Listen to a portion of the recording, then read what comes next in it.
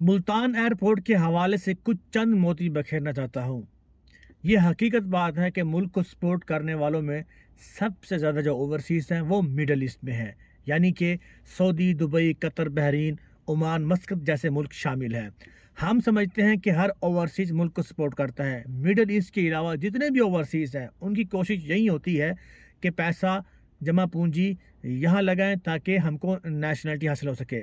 صرف یہ اعزاز مڈل ایسٹ کو حاصل ہے کہ ہر مہینے چاہے دھوپ ہو، آندھی ہو، بارش ہو، طوفان ہو، جو کچھ بھی ہو، ہر مہینے انہیں اپنے ملک میں ریمیٹنس بھیجنا ہی ہوتا ہے۔ اور یہ وہ لوگ ہیں جن کو ملک کی ریڑھ کی ہڈی کہا گیا ہے۔ لیکن افسوس آج بھی صرف شلوار قمیض دیکھ کر ان کا رویہ ہمارے ساتھ مختلف ہوتا ہے۔ باقی ایئرپورٹ کا پتہ نہیں، لیکن یہ اعزاز صرف ملتان ایئرپورٹ کو حاصل ہے۔ جیسے ہی آپ ایئرپورٹ میں انٹر ہوتے ہیں آپ کو ایسا فیل ہوتا ہی نہیں ہے کہ آپ دوسرے ملک کی فلائٹ پکڑنے گئے ہیں۔ مجھے تو فزیکلی یہی فیل ہوتا ہے کہ جیسے کہ میں سرحد پہ آیا ہوں، ابھی میں نے بارڈر کراس کرنا ہے۔ ایئرپورٹ میں داخل ہوتے ہی جس پہلے شخص سے ہماری ملاقات ہوتی ہے وہ آرمی کا آدمی ہوتا ہے۔ ہم سمجھتے ہیں یہ شاید وہ آرمی ہے جو سرحد پر ہماری حفاظت کرتے ہیں، لیکن اصل میں یہ ایئرپورٹ کی سیکورٹی ہوتی ہے جو ایک فارمیلٹی کے بیس پر انہیں لباس پہنایا جاتا ہے۔ مجھے سمجھ نہیں آتی کہ صرف پرنٹڈ ٹکٹ دیکھ کر کیسے ججمنٹ کیا جا سکتا ہے کہ یہ ٹکٹ آیا کہ اصلی ہے کہ نقلی۔ خیر وہ ایک فارمیلٹی ہے جو ہونی بھی چاہیے، ورنہ کوئی بھی منہ اٹھا کر ایئرپورٹ چلا جائے گا۔ مین ڈور میں داخل ہونے کے بعد جب دوسرا شخص ہمیں ملتا ہے وہ آپ کی ٹکٹ لیتا ہے اور پاسپورٹ لیتا ہے۔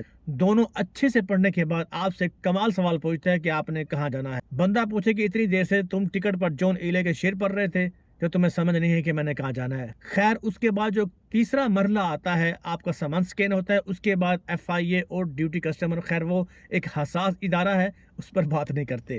اس کے بعد ایک چوتھا آدمی پتہ نہیں کہاں سے آ جاتا ہے، آپ سے پوچھتا ہے کہ آپ کے پاس فورن کرنسی کتنی ہے۔ بندہ پوچھے جب فورن کرنسی میں کما کے آیا تھا اس ٹائم تو تم نے پوچھا نہیں، اب میں خرچہ کر کے کھا پی کے اب واپس جا رہا ہوں، اب تم پوچھ رہے ہو۔